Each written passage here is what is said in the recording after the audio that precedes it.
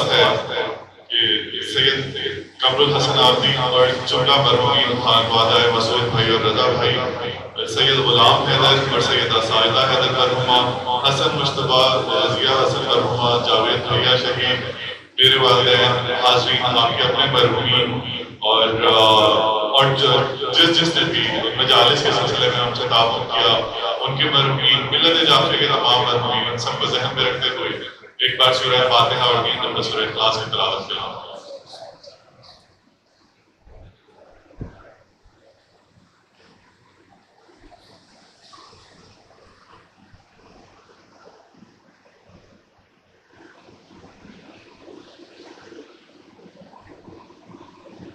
اپنی دعاؤں کی قبولیت کے لیے ایک دفعہ درود پڑھ دیجیے۔ اللہم صلی علی محمد وآل محمد وعجل فرجہ۔ ایک مجلس کا اعلان ہے، 3 سفر المظفر وعد مغربین زیر اہتمام تحسین عباس، نشان عباس، گوہر عباس کا مکان number E251 Shibli house, satellite آن راولپنڈی۔ علامہ بشارت مصری اس سے خطاب کریں گے، انجمن سجادیہ نوحمانی کرے گی، اور مجلس 5 ستمبر مکان محمد انکل ظفر عباس مراد عباس ٹھیک 9 بجے جناح گارڈن میں ہوگی۔ اس سے انجمن سجادیہ نوحمانی و ماتمداری کرے گی۔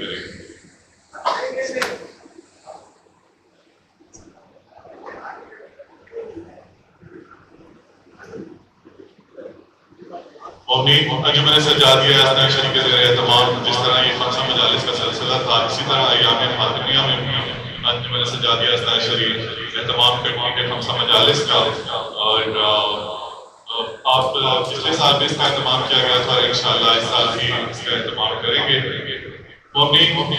گرچہ اگلے برس تو ہم ہیں اور پھر یہ غم ہے، اور چل بسے تو اپنا یہ سلام آخر ہے۔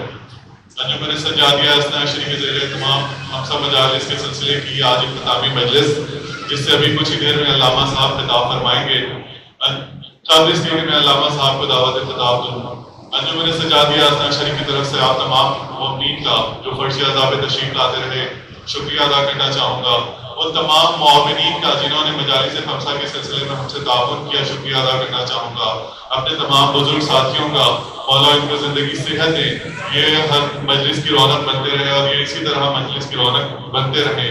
انتظامیہ مولا داد بالخصوص نجم بھائی ماشاءاللہ جس تندہی سے یہ فرائض سر انجام دیتے رہے، مولا ان کی اس لگن کو قائم رکھے۔ اور انجمن سجادیہ کے سالار مسعود آبدی، میں نے آپ کو بتایا کہ حالانکہ وہ علی بھی ہیں لیکن اپنی علالت کے باوجود پوری تندہی سے مصروف عمل رہے آپ کی خدمت کے لیے، اور اپنے لیے اور ان تمام مومنین کے لیے جنہوں نے مجالس خمسہ میں ہمارا ساتھ دیا، توفیقات میں اضافے کے لیے ایک دفعہ آواز بلند ضرور کر دیجیے۔ صلی علی محمد محمد وعجل فرجہ۔ اور آخر میں انجمن سجادیہ اثناء شریف کی طرف سے آپ تمام مومنین حاضرین اور مولا داد انتظامیہ کی طرف سے، نجم بھائی کی طرف سے مولانا قاسم عباس نقوی صاحب کا تہہ دل سے مشکور ہوں کہ وہ مجالس خمسہ کے لیے یہاں پہ تشریف لائے اور نہایت ہی خوبصورت انداز میں موت اور حیات کے موضوع پر گفتگو فرماتے رہے۔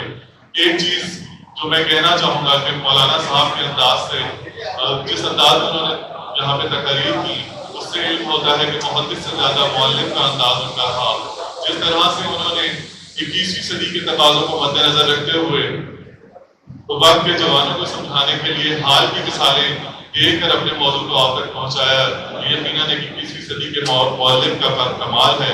خراج تحسین پر پیش کرتے ہیں مولانا صاحب کو اتنے خوبصورت انداز میں مجالس پڑھنے کے لیے، اور آپ سب سے درخواست ہے کہ مولانا صاحب کی توفیقات میں اضافے کے لیے ایک دفعہ بآواز بلند ضرور پڑھ دیجیے۔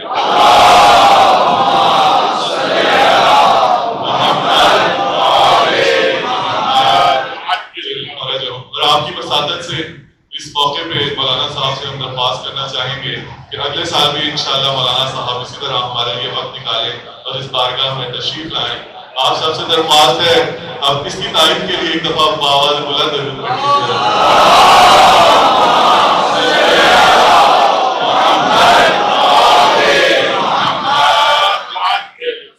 اور اب میں ملتمس ہوں نہایت ادب کے ساتھ مولانا قاسم عباس نقوی صاحب سے کہ رونق افروز ممبر ہوں اور اپنے مخصوص انداز میں فضائل و مصائب اہل بیت بیان فرمائیں، اور آپ سب سے درخواست ہے کہ مولانا صاحب کی آمد پر نعروں کا بلند آواز میں جواب دیں۔ نعرہ تکبیر، نعرہ رسالت، نعرہ حیدری، اور محمد و آل محمد صلوات۔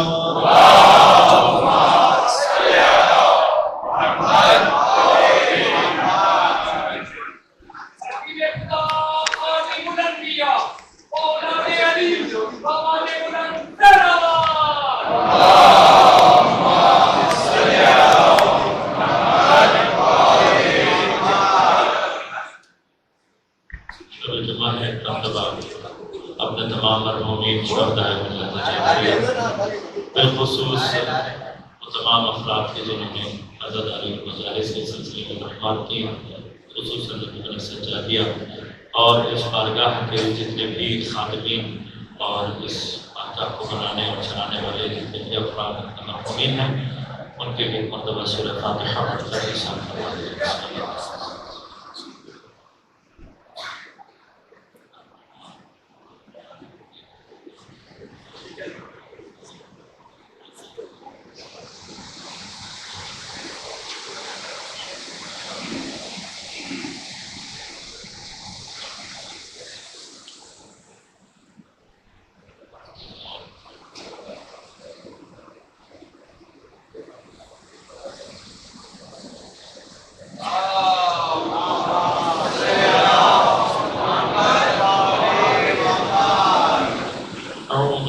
السميع العليم من الشيطان الرجيم. بسم الله الرحمن الرحيم. الحمد لله الذي هدانا لهذا وما كنا لنهتدي لولا أن هدانا الله. لقد جاءت رسل ربنا بالحق. الصلاة والسلام على رسول المسدد المصطفى الأمجد المحمود الأحمد أبي القاسم محمد.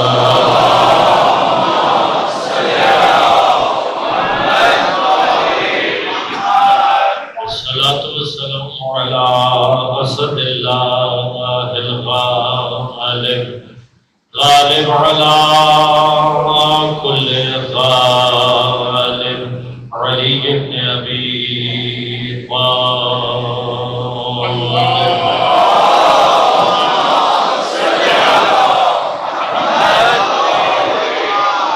والصلاة والسلام على سيدة المعصومة المظلومة الطاهرة الفتول بضعة الرسول فاطمة الزهراء سيدة نساء العالمين.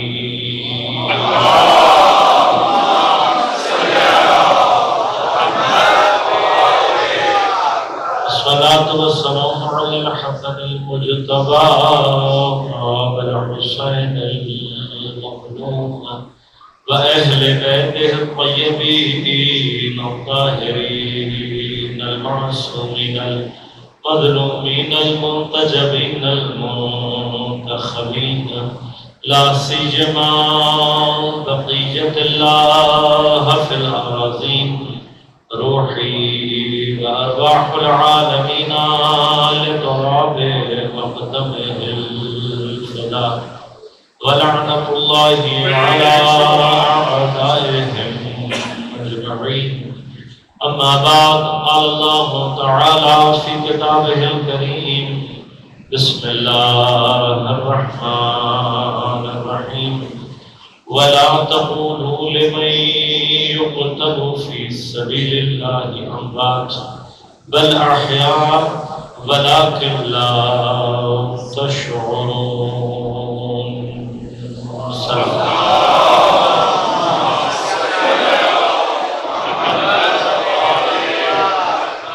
حضرت کرام سامعین محترم عزیزان گرامی قادر موت اور حیات اور فلسفہ شہادت کے عنوان سے آج ہماری آخری اور پانچویں گفتگو ہو رہی ہے۔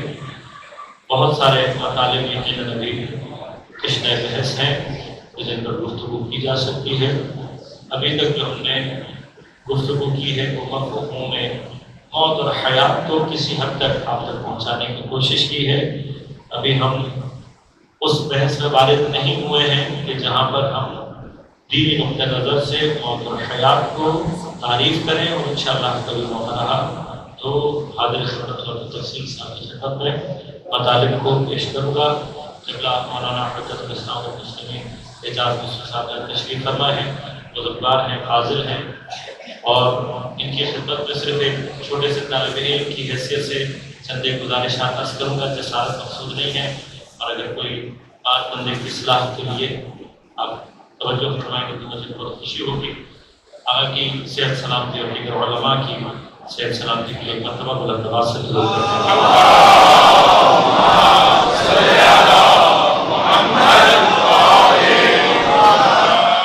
آپ کی خدمت میں عرض کیا، پروردگار ارشاد فرما رہا ہے وَلَا تَقُولُوا لِمَن يُقْتَلُ فِي سَبِيلِ اللَّهِ أَمْوَاتٌ، ان لوگوں کے لیے جو اللہ کے راستے میں قتل کر دیے گئے مت کہو امواتن، یہ کہ وہ مردہ ہیں، موت کا لفظ ان کے لیے استعمال مت کیوں نہ کریں، بل احیاء، بلکہ وہ زندہ ہیں، اور زندہ کے لیے موت کا لفظ استعمال کرنا صحیح۔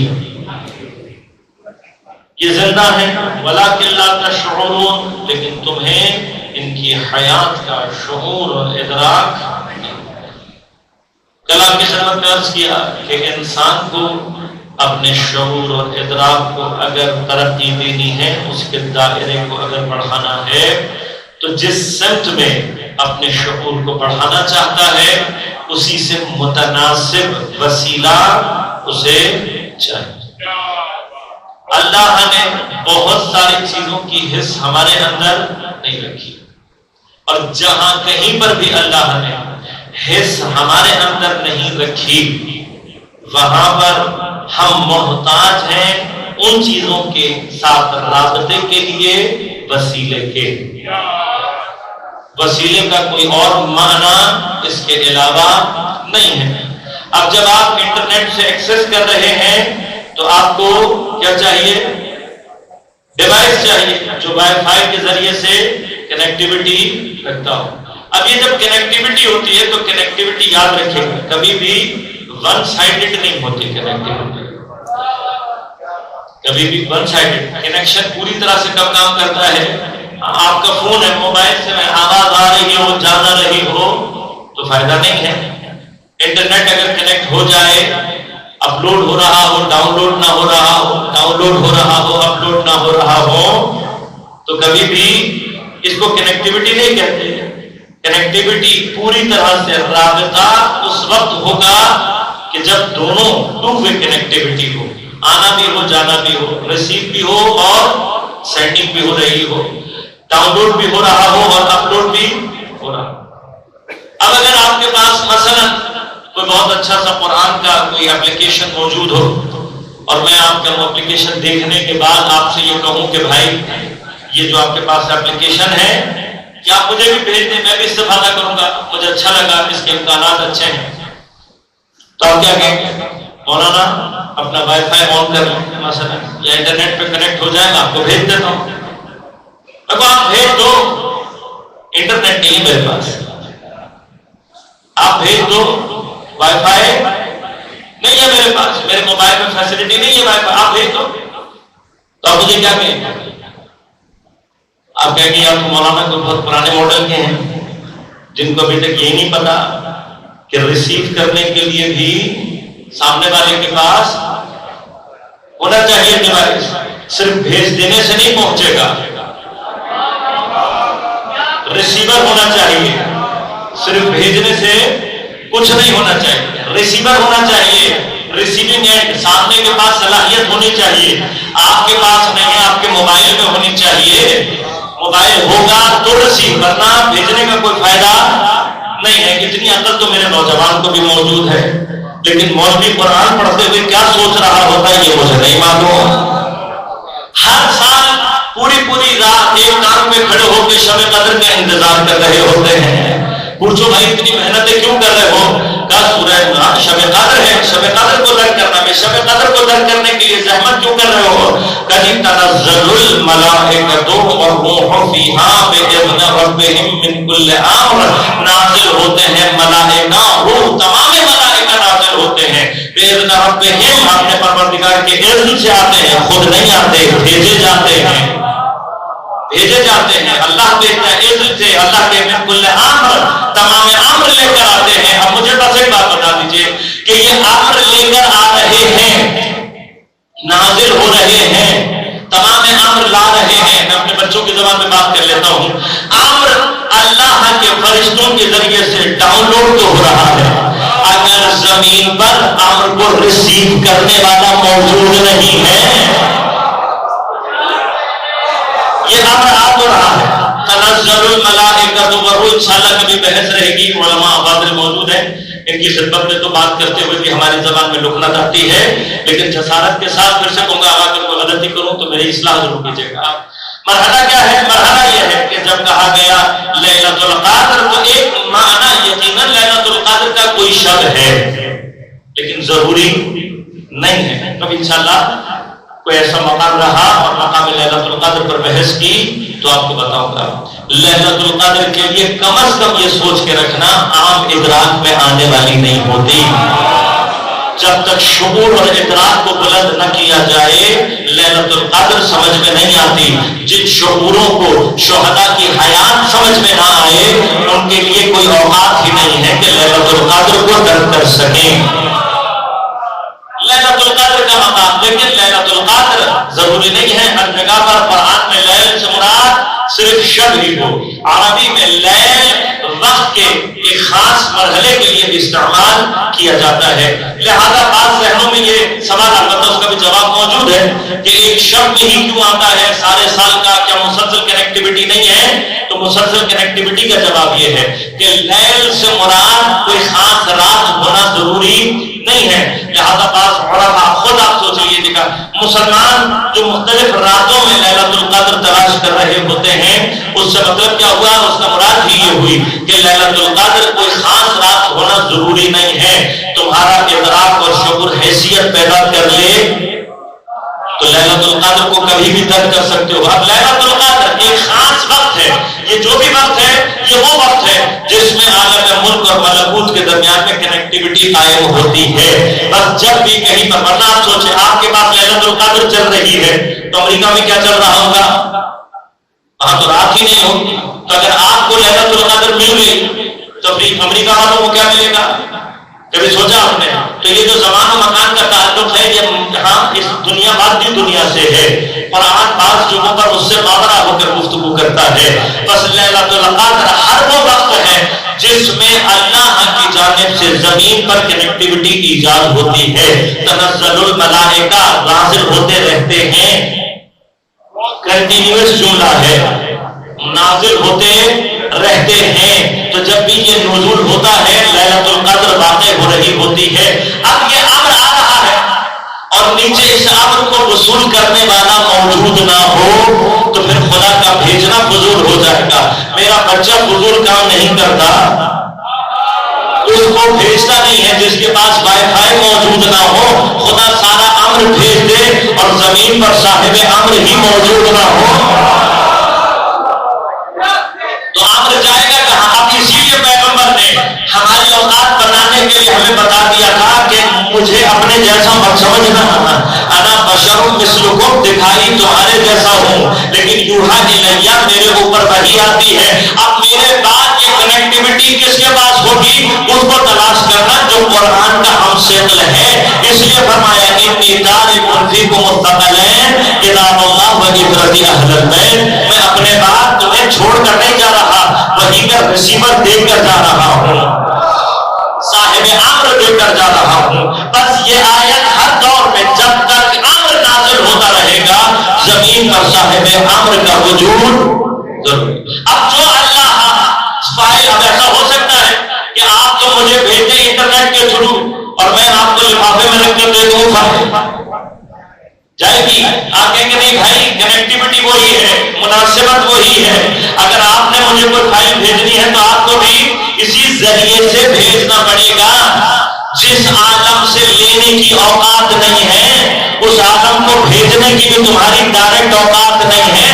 عالم انٹرنیٹ میں بغیر وسیلے کے بھیج نہیں سکتے. اپنی عبادات، اپنی دعائیں، اپنا سارے اعمال عالم ملکوت کے اس کے حوالے بغیر وسیلے کے کرو گے نہیں کرو گے. بس یاد رکھنا جب خدا کی طرف سے آ رہا ہوتا ہے تو معصوم یا نبی ہوتا ہے یا امام کہلاتا ہے. جب ہماری طرف سے جا رہا ہوتا ہے تو وسیلہ کہلاتا ہے. لہذا کوئی بھی عبادت معصوم کے وسیلے کے بغیر قبول نہیں ہوتی. کوئی بھی عبادت معصوم کے، کوئی بھی دعا معصوم کے وسیلے کے بغیر قبول نہیں ہوتی. اس وسیلے کا معنی کہیں پر بھی یہ نہیں ہے کہ ہم معصوم کو کوئی مستقل حیثیت دیں. نہیں، نہ ہمارا ایمان ہے نہ ہمارا عقیدہ ہے. جو وسیلہ خدا نے ہم تک پہنچنے کے لیے استعمال کیا ہے اسی وسیلے کو اس نے کہا وابتغوا الیہ الوسیلہ. کیوں اس نے کہا وابتغوا؟ تمہیں چاہیے کہ تم تلاش کرو. وہ تلاش کرنے کے لیے اتنی تو عقل ہونی چاہیے نا. بھائی جب اللہ نے مجھ تک پہنچنے کے لیے کوئی وسیلہ اختیار کیا ہے تو اس سے بیسٹ وسیلہ کیا ہو سکتا ہے خود خدا تک پہنچنے کے لیے.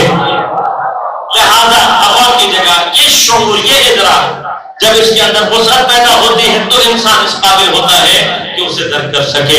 لیکن اب جو اللہ تبارک و تعالیٰ ہم سے کہہ رہا ہے، کیا کہہ رہا ہے کہ ان کو موت مت کہو. بس آج ایک چھوٹی سی گفتگو عرض کروں گا، تھوڑی علمی نوعیت کی گفتگو ہوگی، لیکن انشاءاللہ جوان ہمارے متوجہ بھی ہیں کہ جب اللہ تعالیٰ کہہ رہا ہے وَلَا تَقُولُوا لِمَن يُقْتَلُ فِي سَبِيلِ اللَّهِ أَمْوَاتٌ، ان کے لیے موت کا لفظ استعمال، مردانہ کو موت نہ کہو. تو جو پہلا احتمال کسی بھی لفظ کے لیے ایجاد ہوتا ہے وہ اس کے لٹرل میننگ ہے، اس کے لغوی معنی. ٹرمینالوجی ہے یا نہیں، اصطلاح ہے یا نہیں، یہ ہمیشہ بات کی بحث ہوتی ہے. تو بات کی بحث کو انشاءاللہ کبھی خدا نے توفیق دی تو عرض کروں گا کہ قرآن کی اصطلاح میں، دین کی اصطلاح میں موت کیا ہے وہ بحث انشاءاللہ بات کی جائے. آج کی بحث صرف اتنا، اگر لفظ موت پر بحث کی جائے کہ موت کسے کہتے ہیں تو آیا یہ لفظ شہداء کے لیے صدق کرے گا یا نہیں، یہ ایک بحث ہے جو آپ کی خدمت میں عرض کروں گا انشاءاللہ. اور پھر زحمت ہو تمام. ماتا یمودو، ماتا لفظ ہے، مادہ ہے. عربی میں اس کی مختلف ڈکشنریز میں اس کا مختلف معنی کیا گیا، لیکن ایک جامع تعریف جو موت کے بارے میں کی ہے وہ صاحب مجموع البحرین نے کی ہے. اور صاحب مجموع البحرین کہتے ہیں کہ موت کا لفظ صرف سانس لینے، صرف کھانے پینے، ان چیزوں کے لیے استعمال نہیں ہوتا ہے، بلکہ عربی کے اندر موت کا لفظ استعمال ہوتا ہے ہر چیز کے اندر موجود اس کی قوت کمالیہ کی نسبت. یعنی کہ ہر شے اپنے اندر ایک خاص قسم کی قوت کمالیہ رکھتی ہے. اب انشاءاللہ یہ موضوعات ہیں، کبھی موقع ملے گا انشاءاللہ تو تفصیل سرچ کروں گا. میں نے کئی مقامات پر یہ بات کہی ہے، آج بھی یہاں پر کہنا چاہوں گا. یاد رکھیے گا ساری ذمہ داری اس ممبر کی نہیں ہے. ہمارے ہاں لوگ یہ سمجھتے ہیں کہ ممبر ڈاکٹری بھی ممبر سے ہونی ہے، انجینئرنگ بھی یہیں سے ہونی ہے، سیاست بھی یہیں سے ہونی ہے، دین بھی یہیں سے جائے گا، عقائد بھی یہیں سے جائیں گے، احکامات بھی یہیں سے جائیں گے، عزاداری بھی یہیں سے ہوگی. یہ کیپیسٹی نہیں ہے. آپ کچھ گھنٹوں کے لیے علماء سے اس ممبر کے ذریعے سے متصل ہوتے ہیں. یہ اتصال ہے وہ ابتدائی کہ جس کو آگے چل کر آپ نے پھیلانا ہے. یعنی ان چیزوں کو یہاں تک نہ رکھیں. ایام عزا، مجالس عزا کے بعد علماء سے اپنے رابطوں کو مستحکم کریں، چیزوں کو پروفیشنل طریقے سے حل کرنے کی کوشش کریں. اگر آپ خود احکامات کے لیے علماء کے ساتھ کوئی اور رابطہ پیدا کریں گے تو آپ کو بہتر طریقے سے احکام دین سمجھ میں آئے گا. اسی طرح سے عقائد کے لیے پروفیشنل ایٹیچیوڈ کی ضرورت ہے. مجھ سے ایک جگہ میں کئی بات کر رہا تھا تو ایک صاحب کہنے لگے کہ مولانا توحید کی بحث بڑی سنگین ہے، ہمارے بچے چھوٹے ہیں، کبھی موقع رہا انشاءاللہ عرض کروں گا. آج صرف جملہ ذہن میں رکھیے گا، اس کی تفاصیل کبھی اور عرض کروں گا. یاد رکھیے گا بچوں کے عقیدے پہنچانے اور ان کے عقیدوں کو صحیح کرنے کا مرحلہ ان کی بلوغت سے پہلے ہے. بلوغت کے بعد فروعات دین کا مرحلہ بلوغت کے بعد ہے، اسی لیے اللہ نے بالغ ہونے سے پہلے احکامات کو نہیں رکھا. جب بالغ ہو گئے اس کے بعد احکامات، اس سے پہلے کیا کرنا ہے؟ چھٹی نہیں، چھٹی نہیں ہے. بلوغت سے پہلے کا مرحلہ ہے احکامات کا مرحلہ. فروعات دین کا مسئلہ نہیں ہے، آپ کے اصول دین کا، عقائد کا مسئلہ ہے. اپنے بچوں کو بالغ ہونے سے پہلے ان کے احکام، ان کے عقائد صحیح کریں، ان تک عقائد منتقل کریں. اب میں نے ایک صاحب کو کہا، وہ کہہ رہے کہ اعلیٰ صاحب بچہ تو میرا 8ویں کلاس میں 9ویں کلاس میں ہے اور عقائد کی توحید کی بحث بڑی سنگین ہوتی ہے. میں کہا اچھا کتنی سنگین ہوتی ہے؟ کہا جی بہت سنگین ہوتی ہے. میں کہا آپ کو چونکہ سمجھ میں نہیں آیا اس لیے آپ کو سنگین لگ رہی ہے. اگر آپ نے بھی اپنے بلوغت سے پہلے سیکھ لیا ہوتا تو آج آپ کو سنگین نہ لگتی. میں کہا اچھا یہ بتائیں، یہ جو آپ کو اتنی سنگین لگ رہی ہے عقائد کی بحث، ٹریگنومیٹری آتی ہے آپ کو؟ Cos theta, sine theta, tangent theta, cosecant آتے ہیں؟ یہ نہیں آتے. تھیورم آتے ہیں؟ نہیں آتے. ایچ سی ایف نکالنا آتا ہے؟ نہیں آتا. ایل سی ایم نکالنا آتا ہے؟ نہیں آتا. ایلوگریتھم آتا ہے؟ نہیں آتا. میں نے کہا یہ سب آپ اپنے بچے کو پڑھا رہے ہیں، کبھی سوچا کہ یہ کتنی سخت چیزیں ہیں؟ بھائی 8ویں 9ویں کا بچہ پڑھ رہا ہوتا ہے نا، یہ 8ویں 9ویں میں پڑھ رہا ہوتا ہے، اسی کلاسوں میں پڑھ رہا ہوتا ہے نا بچہ، میٹرک میں پڑھ رہا ہوتا ہے. اچھا کبھی کام آیا کتنے فیصد آبادی ہے کہ جس کو میٹرک کی میتھمیٹکس اس کی زندگی میں ساری کی ساری کام آتی ہو؟ کتنی فیصد آبادی؟ جو انجینئر بنے گا، جو زیادہ سے زیادہ اکاؤنٹس پڑھے گا یا میتھمیٹکس سے ریلیٹڈ تھوڑی بہت اگر کوئی چیزیں کرے گا تو اس کے کام آئے گا. باقیوں کے کسی کام، ڈاکٹر کے کام نہیں آنا، ہیومن سائنسز سے ریلیٹڈ لوگوں کے کام نہیں آنا. ایسے ہی ہے نا بھائی، وکیل کے کام نہیں آئے گا، جنہوں نے تجارت کرنی ہے، جنہوں نے ایگریکلچر کرنا ہے، ان میں سے کسی کے بھی کام. اچھا قبر میں کوئی پوچھے گا آپ سے ایل سی ایم، اس کے لیے تو اتنی ٹینشن ہے کہ میرا بچہ ریاضی میں فیل نہ ہو، سب سے مہنگا ٹیوٹر لا کے رکھا، پھر پڑھا بھی رہے، سکھا بھی رہے. A+B ہول اسکوائر کا فارمولا زندگی میں کوئی اپلیکیبلٹی ہے؟ آج تک زندگی میں کہیں کام آیا؟ قبر میں آ کے فرشتے پوچھیں گے ہاں تو اٹھو جلدی سے بتاؤ A+B ہول اسکوائر کا جواب کیا ہے؟ یہ سب سکھانے پڑھانے کے جو نہ دنیا میں کام آنا ہے نہ آخرت میں، جو آسان بھی نہیں ہے، یہ سب پڑھانے کے لیے آپ کے پاس وقت بھی ہے، حوصلہ بھی ہے، پھر نہ بچہ کمزور ہے نہ کچھ ہے، اور عقائد کی بحث پڑھاتے ہوئے جان نکل رہی ہے. تو آپ خدا کو جواب دے سکتے ہیں؟ میں چیلنج کر رہا ہوں، توحید کی بحثیں ریاضی جتنی سنگین نہیں ہے. لیکن ہمارے پاس دین کے لیے پرائیورٹی نہیں ہے، لہذا بہت سارے ایسے ادارے ہیں جو عقائد کے اوپر کام کرتے ہیں، عقائد کے حوالے سے اسکولز ہیں، مختلف ادارے ہیں جو کام کر رہے ہیں. خدا کے لیے ان کو توجہ دیا کریں. اپنے بچوں کے لیے دین کو اگر اہمیت دیں گے. ایک جگہ بحث کر رہا تھا میں، ایک صاحب کو بہت بری لگی، لیکن جتنی ان کو بری لگی اتنا ہی میں دہراؤں گا. میں نے ان سے کہا کہ اگر آپ کو اپنا جوتا سلوانا ہونا تو آپ موچی تلاش کرتے ہیں، درزی کے پاس نہیں لے کے جاتے. درزی بعض درزی چمڑوں بیگ سیتے ان کے پاس لے جائیں نا، کیوں نہیں لے کے جاتے؟ ابھی وہ بیگ سینا ہے، جوتا نہیں سی سکتا. چمڑے سینے کے لیے معذرت کے ساتھ کہہ رہا ہوں، بعض ڈاکٹر وغیرہ کو برا لگ جاتا ہے، لیکن توہین نہیں ہے مقصود یہاں پہ، بات سمجھانا مقصد ہے. چمڑا ہی سینا ہے نا، جوتا بھی چمڑا ہے، یہ بھی چمڑا ہی. اب میرے پاس پیسے بہت آ جائے، میں کہوں کہ بھائی وہ فلاں سرجن ٹانکے بڑے اچھے لگاتا ہے. میرے ابا کا آپریشن کیا تھا، بڑا زبردست، صاف ہاتھ ہے، ایک نشان باقی نہیں رہا. تو پیسے ہی زیادہ لے لے گا، جوتا اس سے سلوا لیتے ہیں، بڑا ایکسپرٹ ہے. ہاں تو آپ نے پیسے زیادہ بھی لگا دیے، وہ جتنا اچھا سرجن ہوگا آپ کا جوتا اچھا نہیں سی سکتا. جوتی اگر سلوانی ہے تو موچی کے پاس ہی جانا پڑے گا. ایسے ہی ہے نا بھائی. اب یہ بھی نہیں کر سکتے نا کہ سینہ اگر سلوانا ہو تو موچی کو بلا لو. تو بھائی پچھلی دفعہ جوتا بڑا اچھا ٹانکا تھا، بڑا مضبوط ٹانکا لگاتا ہے، بلا لو اس کو. ہاں سرجن کو ہٹا دیتے ہیں، اس سے لگوا لیتے ہیں. یہاں پر سب کی عقل چلے گی، کوئی اپنی عقل یہاں پر ادھر ادھر نہیں ہے. جوتی سلوانی ہے، موچی بھی اچھا تلاش کرو گے، اور دین چاہیے تو کس کے پاس جائیں گے؟ دین کے لیے تو اتھارٹی نہیں ہے، دین تو مذاق ہے. اپنی جوتی خود سی حضرت امیر سیتے تھے یا نہیں سیتے تھے؟ حضرت امیر اپنی جوتی خود سیتے تھے. ہاں یہ جتنے واٹس ایپ پر بیٹھ کر فیس بک پر بیٹھ کر ہاں معذرت کے ساتھ کہہ رہا ہوں پروفیشنل پڑھے لکھے ہیں لیکن جاہلیت کا شکار ہے. یہ جاہلیت ہے. تمہیں کس نے اتھارٹی دی ہے؟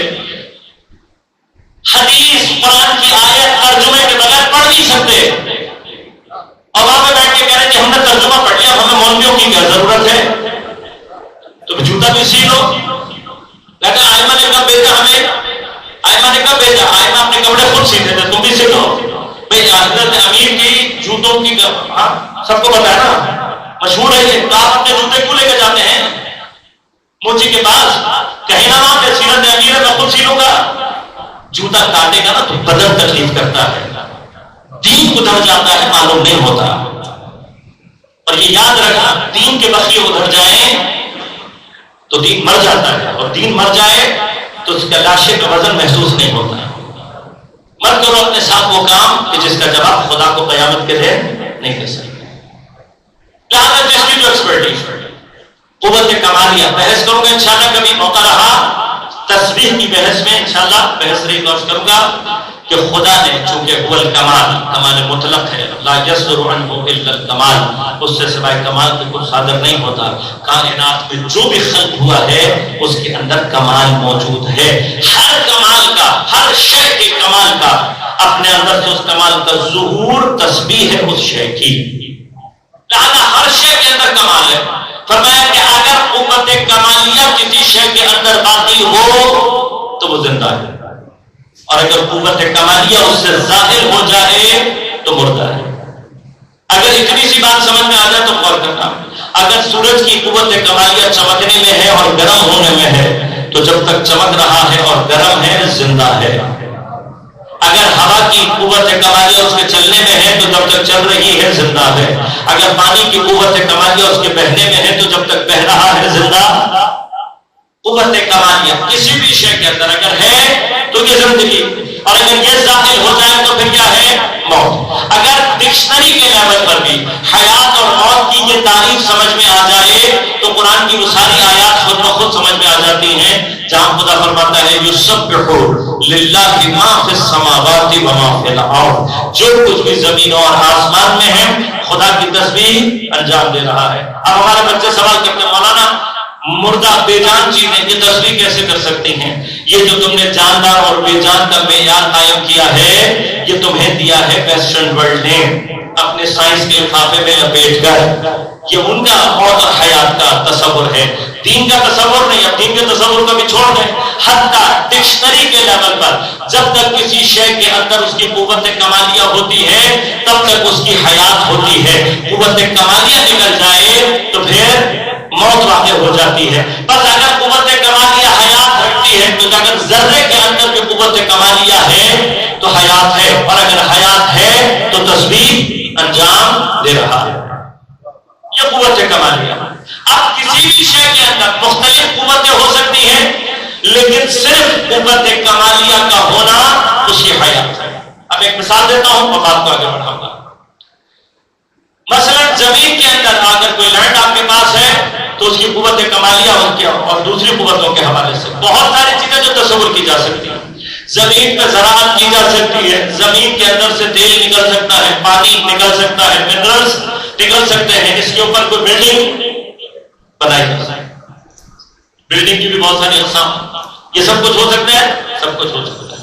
لیکن زمین کو جو زندہ یا مردہ دیکھا جاتا ہے کیا اس کے اندر سے تیل نکلنے پہ دیکھا جاتا ہے، پانی نکلنے پہ دیکھا جاتا ہے، منرلز عمارت میں سب جانتے ہیں. زمین کو زندہ تو سب کہا جاتا ہے جب زمین کے اندر قوت زراعت موجود ہو. یہ جو زراعت کی قوت ہے یہ زمین کی قوت کمالیہ ہے. لہذا جب تک کسی زمین کے اندر یہ قوت ہے وہ زندہ ہے، اور اگر یہ قوت اس میں سے نکل جائے تو پھر کیا کہتے ہیں؟ بنجر. کیا کہتے ہیں اس کو؟ عقیم. کیا کہتے ہیں؟ مردہ. تقریباً دنیا کی ہر زبان میں ایسی زمین جس کے اندر قوت زراعت موجود نہ ہو اسے کیا کہا جاتا ہے؟ مردہ. فارسی میں کہتے ہیں زمینیں مردے، عربی میں کہتے ہیں مرتد الارض، زمین مر گئی، انگلش میں کہتے ہیں ڈیڈ لینڈ. ایسے ہی ہے نا بھائی، آپ کی زبان میں بھی، اردو میں بھی کیا کہتے ہیں؟ مردہ زمین. بس یہ جو زندگی اور موت کا تعلق کس سے ہے؟ اس کی قوت کمالیہ. اب ہر شے کی قوت کمالیہ اس کی حیات ہے، اور ہر شے کی قوت کمالیہ اسے دوسری شے سے ممتاز کرتی ہے، مختلف کرتی ہے. مثلا اس کی بھی اگزامپل دیں، پہاڑ میں اور زمین میں کوئی فرق ہے؟ فرق صرف اتنا ہے کہ پہاڑ منجمد ہوتا ہے اور یہی ریزہ ریزہ ہو جائے تو زمین پر جائے. لیکن زمین کی قوت کمالیہ زراعت، پہاڑ کی قوت کمالیہ زراعت نہیں ہے. گرچہ بہت ساری چیزیں، بہت سارا کچھ پہاڑوں پر اگتا ہوگا، بہت ساری جڑی بوٹیاں، بہت سارے پھل درخت پہاڑوں پر اگتے ہوں گے، لیکن ان درختوں کی وجہ سے پہاڑ کو زندہ یا مردہ نہیں کہا جاتا. پہاڑ کی جو زندگی اور موت ہے اس کی جو قوت کمالیہ ہے وہ اس کے سینے میں موجود معدنیات کی نسبت ہے. لہذا اگر کسی پہاڑ کے سینے میں معدن ہے، منرل پائے جاتے ہیں، معدنیات ہیں، تو اسے کیا کہتے ہیں؟ زندہ پہاڑ. لہذا آپ نے اصطلاح دیکھی ہوگی، سنی ہوگی کہ وہ مائنز جن میں سے معدنیات نکل رہی ہو اس مائن کو کہا جاتا ہے لیونگ مائن، اور اگر اس میں سے معدنیات نکلنا بند ہو جائے تو پھر کیا کہلاتی ہے؟ Dead mine. آپ ہی کے علاقے میں نزدیک میں ہی کھیوڑا کی مائنز ہے، کیا کہلاتی ہیں؟ Living mines of Khewra. کیوں؟ اس لیے کہ نمک نکل رہا ہے. اب جس کان سے کوئلہ نکل رہا ہوگا، جب تک کوئلہ نکل رہا ہے تب تک مائن زندہ ہے، اور اگر کوئلہ نکلنا بند ہو جائے تو پھر کیا کہلاتی ہے؟ Dead mine. اس کے اوپر لکھ دیتے ہیں کیا اب یہ سانس لے رہی ہے کہ مر گئی؟ کھانا پینا چھوڑ دیا اس نے، بچے پیدا کرنا چھوڑ دیے، کیا کیا اس نے؟ قوت کمالیہ. یہ قوت کمالیہ. اب ہر شے ہے، ہر شے، کسی بھی حیوان کو اگر آپ اٹھا لیں، ہر حیوان کے اندر قوت کمالیہ موجود ہے. مچھر سے لے کر ہاتھی تک سب کے پاس قوت کمالیہ. ہمارے کراچی والے تو مچھر سے بہت اچھی طرح سے آشنا ہے. کوئی مچھر نہ کاٹے تو کراچی والے کہتے ہیں یہ مچھر نہیں. آپ سوچئے گا کبھی مچھر کا کاٹنا اپنی جگہ ایک پوری داستان ہے. واقعاً اللہ کی مخلوقات ہے، انسان بے بس کر دیتی ہیں یہ چیزیں انسان کو. ہر شے کے اندر قوت کمالیہ. کسی کو اللہ نے آنکھیں دے دی، کسی کو کان دے دی، کسی کو ناک دے دی، کسی کو دم دی ہے، کسی کو زبان دی ہے، کسی کو دانت دیے، کسی کو پنجے دیے، کسی کو بال دیے، کسی کو کھال. ایسے بعض کتوں کی اور بھیڑیوں کی نسلیں اتنی مشابہ ہوتی ہیں کیا فرق نہیں کر سکتے کہ کتا کون سا ہے اور بھیڑیا کون سا ہے، لیکن دونوں کی قوت کمالیہ الگ ہے. کتے کی قوت کمالیہ وفاداری ہے، بھیڑیے کی قوت کمالیہ درندگی ہے. جس میں درندگی نہ ہو وہ بھیڑیا نہیں ہوتا، جس میں وفاداری نہ ہو وہ کتا نہیں کہلاتا. شیر کی قوت کمالیہ اس کی شجاعت ہے. اگر شیر کی شجاعت ختم کر دیں تو لوگ کہتے ہیں یاد رکھیے گا شیر کی قوت کمالیہ شجاعت ہے. اگر شجاع ہے تو شیر ہے. چلنے پھرنے، سانس لینے، بچے پیدا کرنے سے شیر. قوت کمالیہ، یہ قوت کمالیہ ہے تو حیات ہے. اگر قوت کمالیہ نہیں ہے تو پھر حیات نہیں. اب انسان کی قوت کمالیہ کیا ہے؟ اللہ تبارک و تعالیٰ نے ہماری کیٹیگری حیوان کیٹیگری ہے، اینیمل کیٹیگری ہے. ہر حیوان کو اللہ نے اس کے بدن میں کوئی نہ کوئی کمال عطا کیا. واحد انسان ایسا ہے جس کے بدن میں ظاہری طور پر کوئی کمال موجود نہیں. اور انشاءاللہ کبھی موضوع رہا ہے انسان شناسی تو پھر وہاں عرض کروں گا کہ یہ جو اللہ نے ظاہری طور پر انسان کے بدن میں کوئی کمال نہیں رکھا، شاید اسی کے اوپر ناظر ہے وہ مقام جہاں خدا فرماتا ہے خلق الانسان ضعیفا، انسان کو ضعیف خلق کیا. لیکن اس ضعف کے ساتھ اللہ تعالیٰ فرماتا ہے کہ انسان کو ہم نے لقد خلقنا الانسان فی احسن تقویم. اب یہ ضعف اور احسن کیسے جمع ہوتا ہے یہ انسان شناسی کی بحث میں آپ کی خدمت میں عرض کروں گا. لیکن پتا ہے انسان کے بدن کے اندر کوئی کمال نہیں ہے، نہ آنکھیں، نہ کان، نہ ناک، طور پر موجود نہیں ہے. تو اگر اتنی سی بات سمجھ میں آ جائے تو یہ سمجھ لینا کہ انسان کا کمال اور انسان کی حیات نہ اس کے بدن سے تعلق رکھتی ہے نہ مادے سے تعلق رکھتی ہے. بس اب اگر کوئی انسان کے کمال اور حیات کو بدن میں تلاش کر رہا ہے تو نہ بدن میں حیات ملے گی نہ کمال ملے گا. بس نہ انسان کا کمال بدن میں ہے نہ اس کی حیات بدن میں ہے. اب اگر بدن میں غور کیجیے گا بدن میں باقی تمام قوت موجود ہو, سانس لے رہا ہو, کھانا کھا رہا ہو, بچے پیدا کر رہا ہو, حرکت کر رہا ہو, لیکن قوت کمالیہ موجود نہ ہو تو چلتا پھرتا جنازہ ہے, زندہ نہیں ہے. اور کسی مردہ میں کوئی اور بھی کسی جنازے میں کوئی بھی علامت موجود نہ ہو لیکن اس کی قوت کمالیہ باقی ہو تو وہ جنازہ وہ ہے جس کو قرآن کہتا ہے بل احیاء ولکن لا تشعرون, زندہ ہے تو بھی اس کی حیات کا شعور اور ادراک.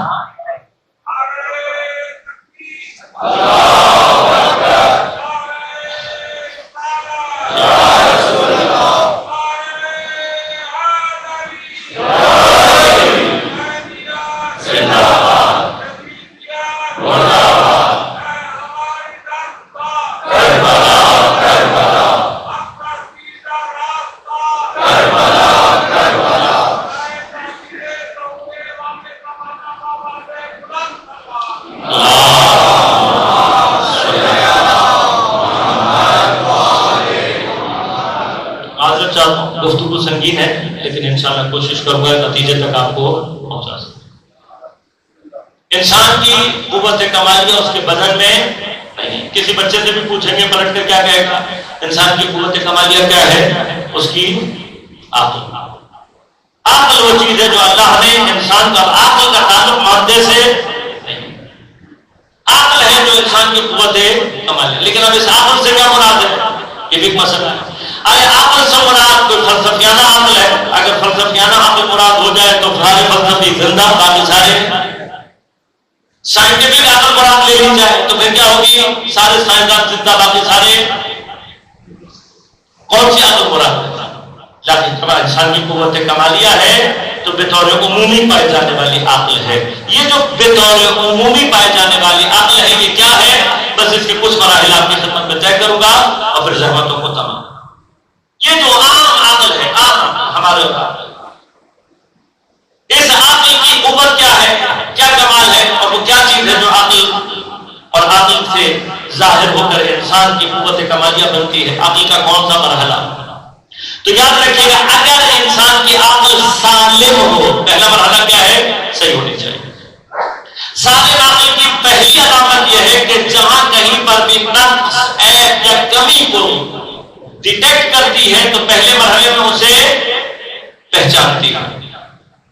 عقل کا کام کیا ہے؟ ڈیٹیکٹ کرتی ہے, پھر پہچانتی ہے بطور نقص, بطور عیب, بطور کمی. اگر عقل اس چیز میں کامیاب نہ ہو سکے تو سالم نہیں. لہذا دیوانے کو دیوانہ کیوں کہتے ہیں؟ بہت چھوٹی چھوٹی چیزوں کو سمجھ میں نہیں آتی. جوتا الٹا پہنا ہوا ہوگا نہیں پتا لگے گا, کپڑے الٹے پہنے ہوں گے اس کو پتا. لہذا عقل سالم کیا کرتی ہے؟ ہر چیز جو عیب, نقص یا کمی کے طور پر ہو اس کو پہلے پہچان لیتی ہے. یہ عقل پہچانتی ہے. لہذا گندگی, بہت ساری اخلاقی بیماریاں, یہ ساری کی ساری جتنے بھی عیوب پہچانے جاتے ہیں کامنلی, یونیورسلی, یہ سب کیا ہے؟ یہ عقل کے سالم ہونے کی سب سے بڑی دلیل. اب اگر سالم ہو عقل تو دوسرا کام کیا کرتی ہے؟ فوراً جیسے ہی کسی چیز کو عیب یا نقص یا کمی کے طور پر پہچان لیتی ہے فوراً اسے ریموو کرنا چاہتی ہے, دور کرنا چاہتی ہے. ایسے ہی نا, اگر میرے کپڑوں پر کوئی دھبا لگا ہوا ہو اور آپ مجھ سے کہیں مولانا آپ کے کپڑوں پر دھبا لگا ہوا ہے, میں کہوں نہیں جی دھبا نہیں ہے, ستارے امتیاز ہے, تو آپ کیا کہیں گے؟ مولانا صاحب لگتا ہے کھڑکی خالی ہے.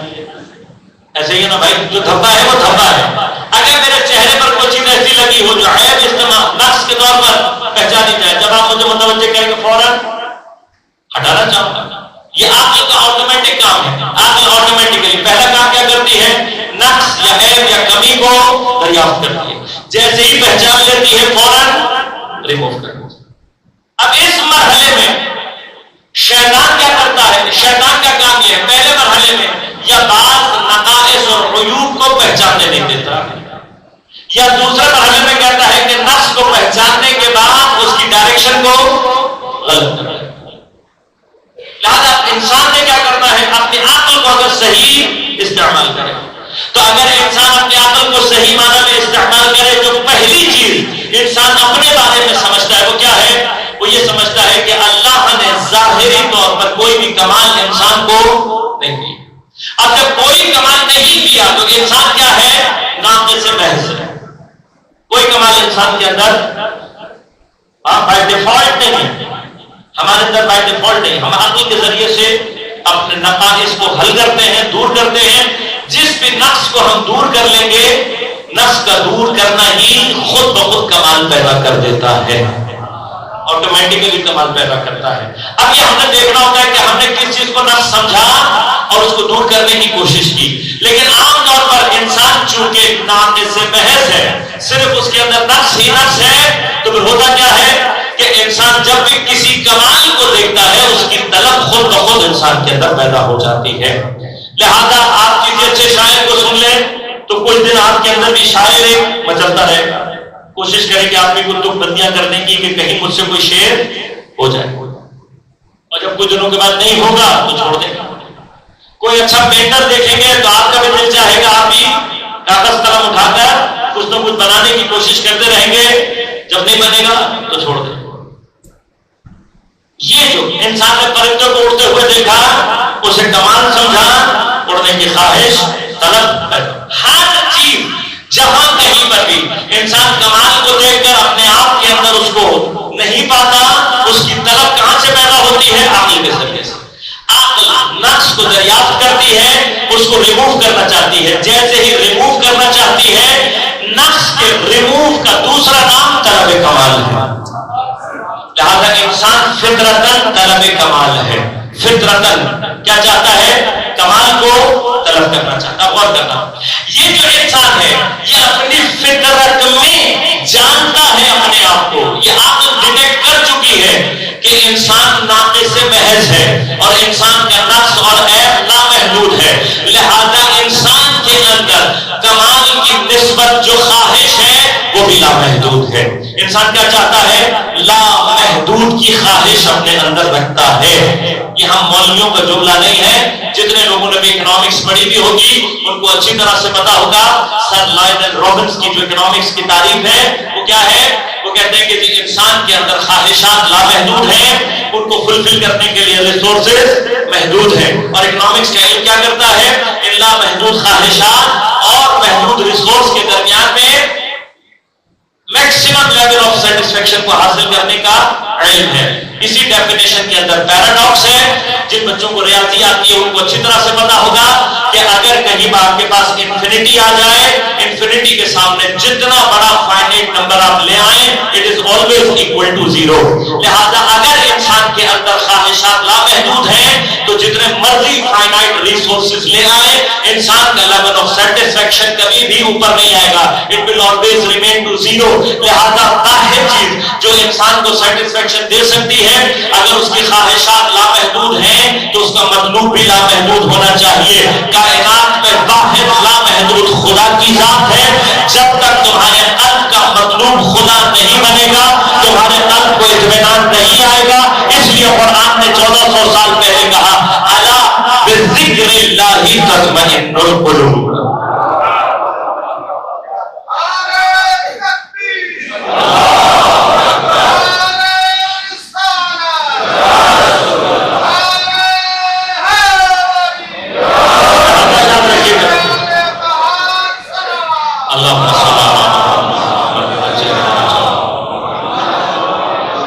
دوسری مجلس انشاءاللہ یاد ہوگی آپ کو، اللہ نے موت ہر ایک کے لیے رکھی ہے، لیکن کس کو کہا؟ صاحب نفس مطمئنہ۔ یہ صاحب نفس مطمئنہ کون ہوتا ہے؟ یہ مطمئنہ وہ نفس ہوتا ہے جس کے قلب کا مطلوب سوائے خدا کے کوئی اور نہیں ہوتا، اور جس کے قلب کا مطلوب سوائے خدا ہو جائے، سوائے خدا ہو جائے، وہ کتنا مطمئن ہو سکتا ہے؟ یہ سید الشہداء نے کربلا میں سجدہ سجدہ کر کے دکھایا. جب سب کچھ رک چکا تھا اتنے اطمینان سے حسین نے سجدہ کیا کہ امام حسین کا اطمینان خود خدا کے وجود کی دلیل بن گیا. لہذا شاعر بہت مدد شاعر کوثر نقوی صاحب انہوں نے شعر بعد میں بڑا خوبصورت شعر کہا ہے کہ کافی ہے بس حسین کے سجدے کا انہماک، کافی ہے بس حسین کے سجدے کا انہماک، اب حاجت دلیل وجود خدا نہیں. جس نے حسین کا سجدہ دیکھ لیا اس کو خدا کے وجود کی دلیل نہیں چاہیے. یہ اطمینان کی منزل کب ہوتی ہے؟ جب قلب کا مطلوب لامحدود خدا ہو جائے. بس اب غور کیجیے گا، یہیں سے آ کر شیطان ڈائریکشن کو خراب کرتا ہے. اگر ہمارے اندر لامحدود کی خواہش موجود ہے تو اس سے سیٹسفیکشن کس کو حاصل ہوگی؟ جب اس کا مطلوب بھی لامحدود ہو.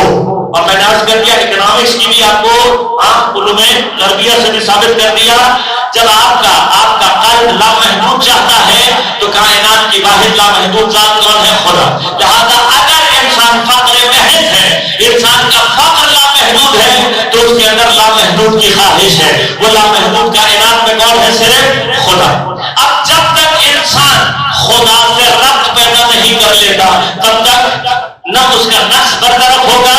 لہذا عقل جب اس لامحدود کو طلب کر رہی ہوتی ہے یہ وہ قوت کمالیہ ہے عقل کی جو توحید کی صورت میں انسان کے اندر ظہور کرتی ہے.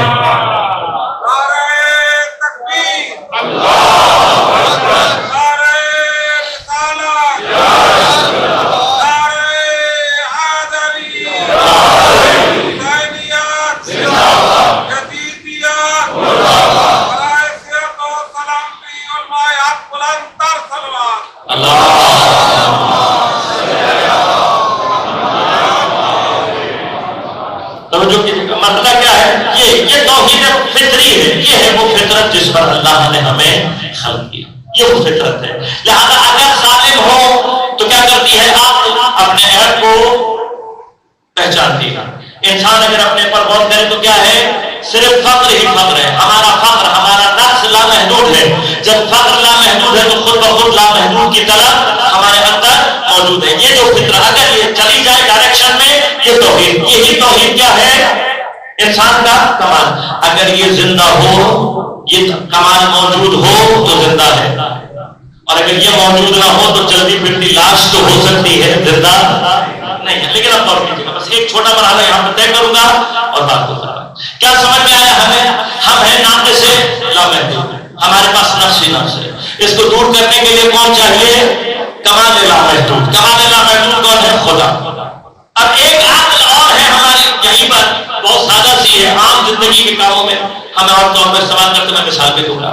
جہاں اتنا بڑا ڈفرنس آ جائے، ایک کا نفس بہت پست مرحلے پر ہو، دوسری جگہ کمال بہت اونچی منزل پر ہو، اتنا بڑا ڈفرنس آ جائے تو پھر کیا ہوتا ہے؟ اس ناقص میں یہ صلاحیت نہیں ہوتی کہ اس کمال سے کمال کو ڈائریکٹلی وصول کر سکے. نہیں کر سکتا. میں مثال دے دیتا ہوں ہمارے اور آپ کے گھر کی روزمرہ مثال، صرف تقریب ذہنی کے لیے، کوئی تشابہ یہاں مقصود نہیں.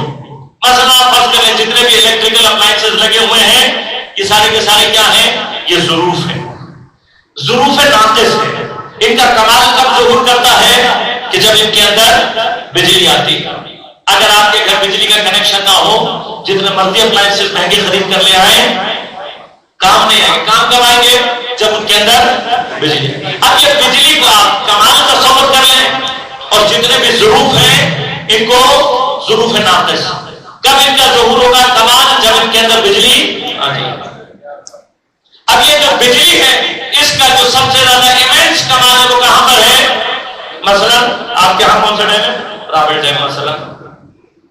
اب رابڑ ڈیم آپ چلے گئے یا تربیلا ڈیم آپ چلے گئے، وہاں پر کتنا کرنٹ آ رہا ہے؟ کتنی بجلی ہے؟ ہزاروں میگا واٹ اور ہزاروں وولٹ.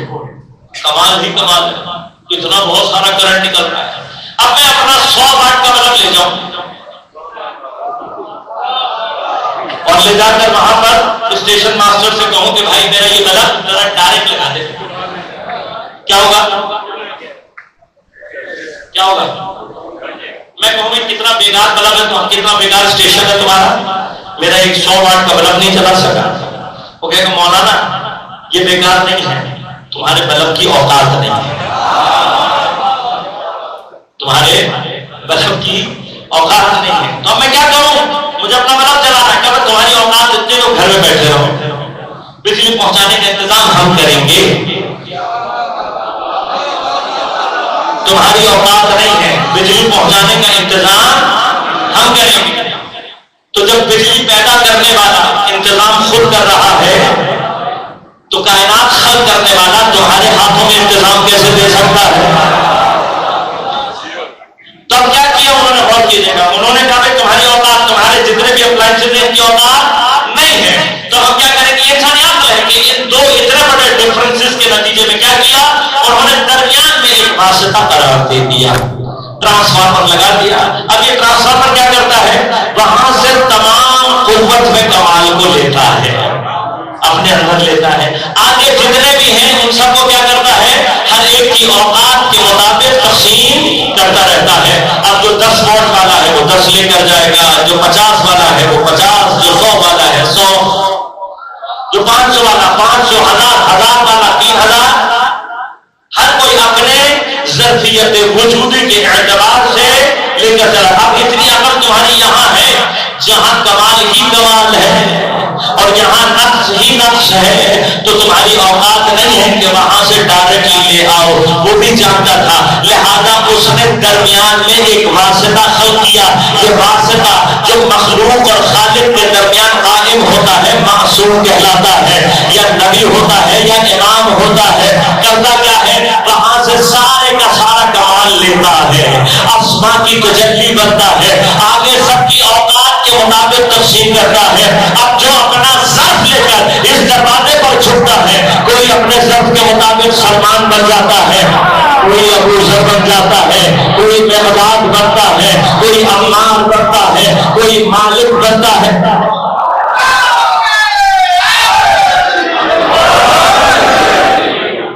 जिसकी जितनी ज़र्फियत होगी अपनी ज़र्फियत के मुताबिक यहां से कमाल लेकर जाता जाएगा। बस अब जैसे आकल ने कमाल मुतलक को दरियाफ्त किया अपने नफ्स मुतलक के जरिए से, इसी तरह से आकल को यह भी समझ में आती है कि जहां फासला इतना हो जाए वहां पर वास्ता होना जरूरी है। उसकी पहचान तौहीद फितरी कहलाती है, इनकी पहचान विलायत फितरी कहलाती है।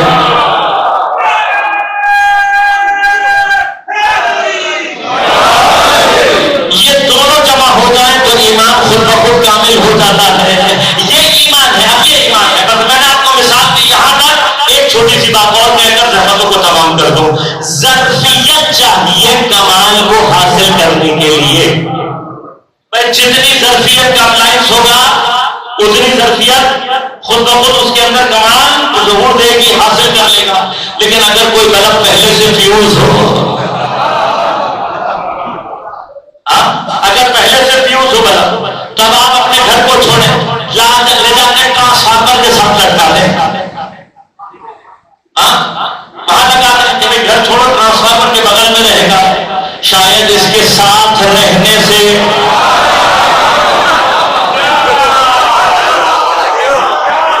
कोई कमाल इसके अंदर पैदा हो जाए। 23 साल लटका रहेगा तब भी जल नहीं सकता। 23 साल में अगर ट्रांसफार्मर के साथ लटका रहे, जल नहीं सकता। क्यों? जो खुद फ्यूज हो, कभी भी चाहे साथ कितना ही रहता रहा हो, जितना ही साथ जुड़ के रहा हो, पड़ा रहा हो उसके साथ, लेकिन कभी भी कमाल को हासिल नहीं कर सकता। अब उससे ज्यादा बड़ा बेवकूफ होगा जो अपने घर में रोशनी चाहता हो और तारे ले जाकर फ्यूज बल्ब में लगा दे और फिर ये उम्मीद रखे कि मेरे घर में भी कभी रोशनी आएगी। जो खुद रोशन ना हो सका तुम्हें रोशनी कहां से देगा?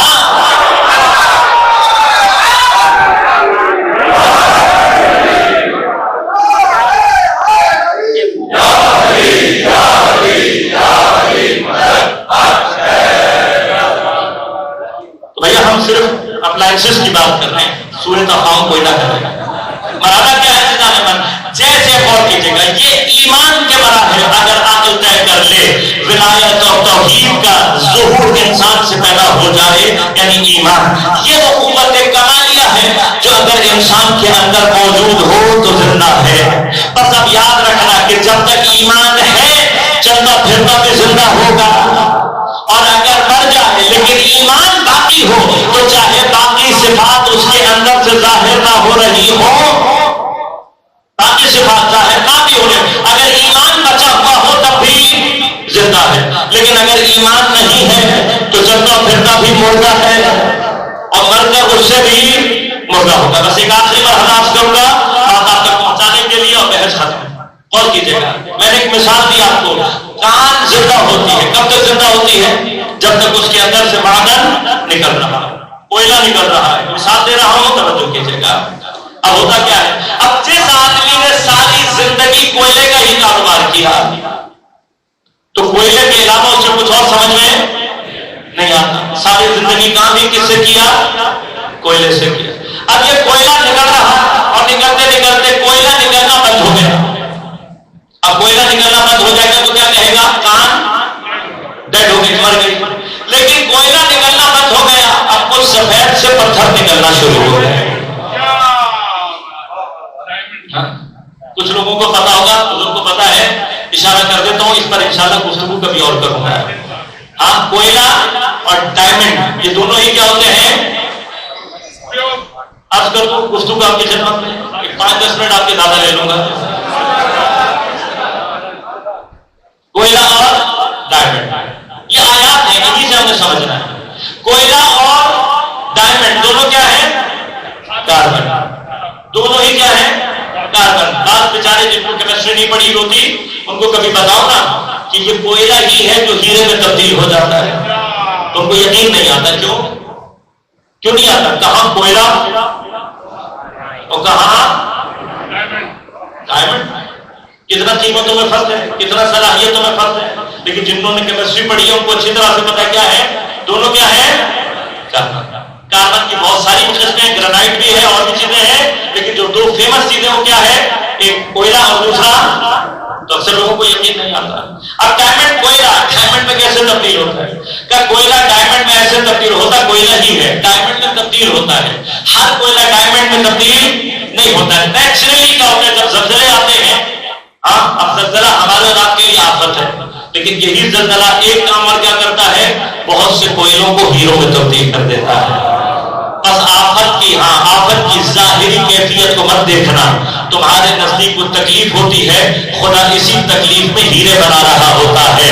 بس جتنی آزمائش مشکل ہوتی ہے اتنا ہی ہیرا قیمتی ہوتا ہے. سب سے مشکل آفت اور سب سے مشکل آزمائش کربلا میں تھی، جو کھڑا رہ گیا ہیرا بن گیا،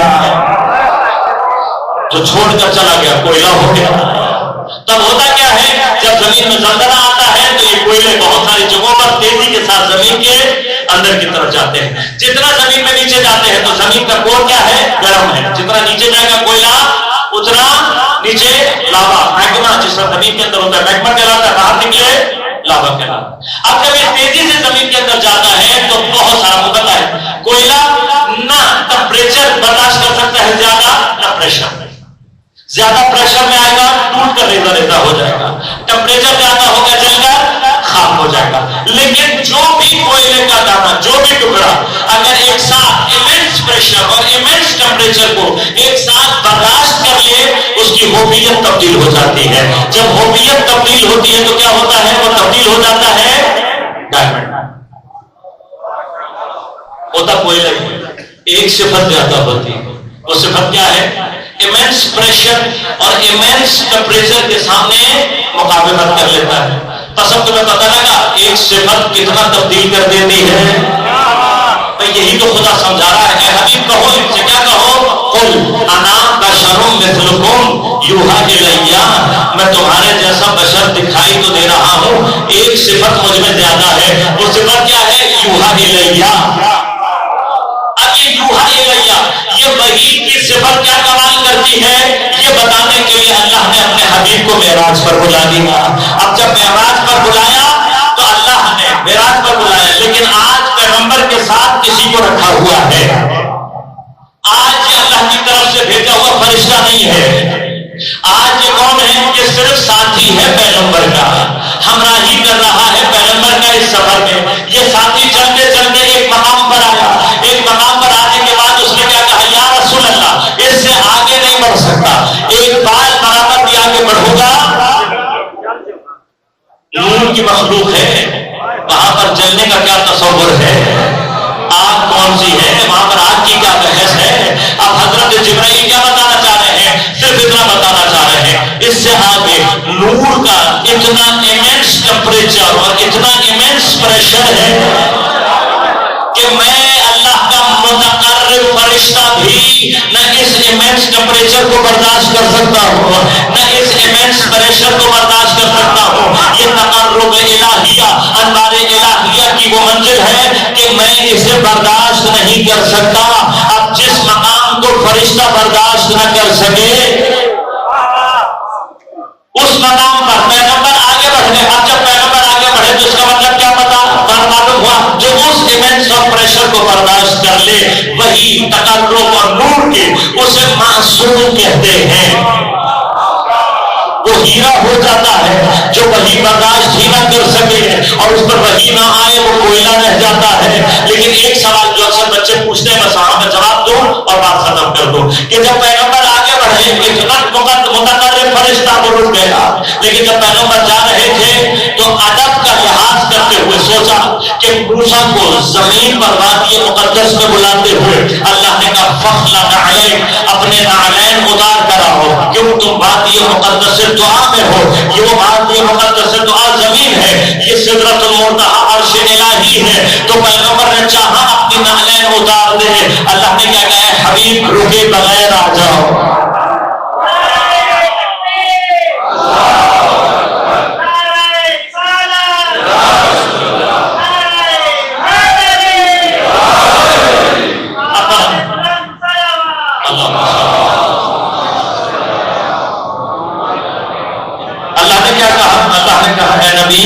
کیوں خدا اپنے حبیب کا ٹھہرنا برداشت نہیں کر سکتا چاہے وہ سدرۃ المنتہی ہی کیوں نہ ہو. ایک شاعر نے واقعا بڑا خوبصورت بہت خوبصورت یہاں پر شعر کہا, شعر مجھے یاد نہیں ہے, مفہوم صرف اس کا اتنا ہے کہ جو نبی سدرۃ المنتہی پر نہ ٹھہرے, جس دروازے کے سامنے ہر روز آ کر ٹھہرے اسے دروازے سیدہ کہتے ہیں. بس اگر دروازے سیدہ کی اہمیت سمجھنی ہو تو یہاں سے سمجھنا, وہ پیغمبر جس کا ٹھہرنا خدا سدرۃ المنتہی پر برداشت نہ کرے, وہ کئی مہینے تک جس دروازے پر ٹھہرے اسے دروازے سیدہ کہتے. اب حضرت چلے نعلین سمیت تو کیا خدا نخواستہ یہ چاہتا ہے کہ جناب جبرائیل کو نیچا کر دے, یا روایت میں کوئی ایسی چیزیں نہیں, ایسی صرف پہچاننے کی ضرورت ہے. فرق کیا ہے, فرق یہ ہے کہ یہ جو نعلین ہے یہ اس وقت نسبت خاص رکھتی ہے پیغمبر سے. کیوں, کوئی بھی پوچھے گا کیا کہلائے گی پیغمبر کی نعلین, یہ نسبت رکھتی ہے پیغمبر سے. جناب جبرائیل ابھی نسبت نہیں رکھ رہے, جناب جبرائیل صرف ساتھی ہیں, ساتھ ہیں, صحبت میں ہیں, ساتھ ہیں, نسبت نہیں رکھتے. تو اللہ نے معراج پر یہ بھی سمجھا دیا ساتھی اور ہوتے ہیں, نسبت رکھنے والے نسبت اور ہوتے ہیں. یہ ایک فرق ہے وہی کا, جس پر آئے وہ ہیرا ہوتا ہے اور جس پر نہ آئے وہ کوئلہ ہوتا ہے. اب کان میں سے کوئلہ نکل رہا تھا, پہچاننا چونکہ کوئلے کو ہی تھا. جب کوئلہ نکلنا بند ہو گیا اور سفید پتھر نکلنا شروع ہو گئے تو کوئلے کے کاروبار والا تو نہیں جانتا نا کہ یہ پتھر کیا ہے. اور اپنی کان کے باہر پتھر لے کر بیٹھا ہوا رو رہا ہے, اور رو کر کیا کہہ رہا ہے, ابھی نقصان ہو گیا میرا. کیوں نقصان ہو گیا, کہا میری کان ابھی تک زندہ تھی اب مر گئی, اب یہ بیکار سفید پتھر نکل رہے ہیں. وہیں سے جوہری کا گزرنا ہوا, جوہری نے دیکھا کبھی کیوں رو رہا ہے, کبھی کتنے عرصے کوئلے سے کمایا, ساری زندگی سے کمایا, اب یہ کان مر گئی ہے, کوئلہ نکلنا بند ہو گیا ہے, یہ بیکار سفید پتھر نکل رہے ہیں. جوہری نے اٹھا کر سفید پتھر دیکھے اور پتھر دیکھنے کے بعد کہا تیری کان نہیں عقل مری ہے, تیری کان نہیں مری ہے, تیری عقل مری ہے. کیوں, کوئلہ نکلنا بند ہو کر ہیرے نکلنا شروع ہو گئے ہیں. جب کوئلہ, تو جوہری نے کیا کہا, جوہری نے کہا تیری جان مری نہیں ہے بل احیا، تیری جان مری نہیں ہے بلکہ زندہ ہے، تجھے شعور اور ادراک نہیں ہے۔ اب پتہ لگا شہید کیا ہوتا ہے۔ شہید جب اللہ سے معاملہ کرتا ہے کوئلے سے تبدیل ہو کر ہیرے میں۔ اور میں نے آپ کی خدمت میں عرض کر دی جہاں حضور کے نقش قدم وہیں پہ علی، جہاں حضور کے نقش قدم وہیں پہ علی، جہاں حسین لا الہ الا اللہ، یہ اختیار کتنا وسیع و بلند ہے، سارا جہاں حسین کی مٹھی میں بند ہے، بدلا ہے کربلا میں تقاضا ہے انقلاب، میزے پہ جو سر ہے وہ افسر بلند ہے، ایوان انبساط میں جنت تکر تلاش، یہ تو غم حسین کے آنسو میں بند ہے۔ لبیک یا حسین، لبیک یا حسین، لبیک یا حسین، لبیک یا حسین، سلام یا حسین، سلام یا حسین، سلام یا حسین، آواز بلند سلام،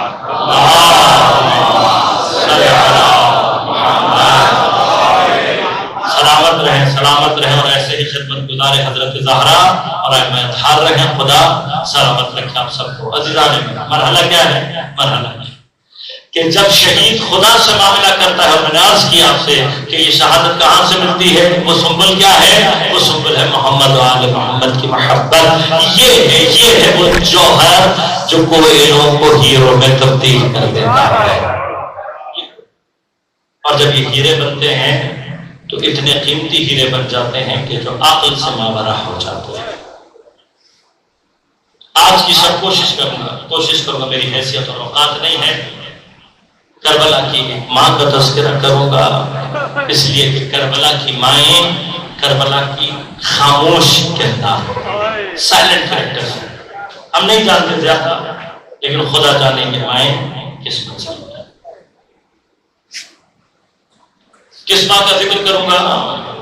جس کے بارے میں سید الشہداء کا جو شعر منسوب ہے وہ یہ کہتا ہے، حسین کو وہ گھر اچھا نہیں لگتا جس میں سکینہ اور ام رباب ہونا۔ جناب ام رباب سلام اللہ علیہ خاموش پر کربلا میں کوئی جملہ، کربلا میں کوئی خطبہ اس طریقے سے کوئی اور حضرت کے حوالے سے نہیں ہوتا، لیکن یہ خاموش کردار کتنا عجیب ہے اور یقیناً جناب ام رباب اس منزل پر ہیں کہ سید الشہداء یہ کہہ رہے ہیں مجھے وہ گھر اچھا نہیں لگتا جس میں سکینہ اور ام رباب۔ عجیب کردار ہے جناب، واقعہ انسان عرفان ہے جناب ام رباب کو درک نہیں کر سکتا۔ 3 دن کی پیاس ہے ام رباب کی عاشور کے دن، لیکن شاید کہ وہ اکیلی ماں ہے جس کی پیاس ایک ساتھ 2 برابر ہے۔ کیوں؟ اس لیے کہ ہر ماں خود پیاسی ہے، اس کی وجہ سے کوئی اور پیاسا ہے۔